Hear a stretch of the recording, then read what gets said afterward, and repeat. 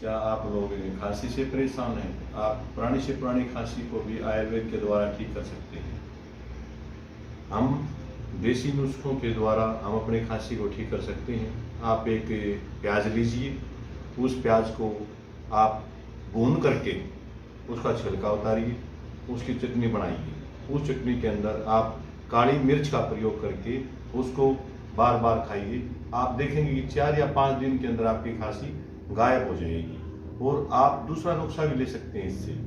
4-5 अमरूद के पत्ते, उसमें कुछ टुकड़े अदरक के और कुछ काली मिर्च का गटा बना करके 4 या 5 दिन लेने से आपकी खांसी पूर्णतः ठीक हो जाएगी। ये देसी नुस्खे हमारे शरीर में बहुत फायदा पहुंचाते हैं।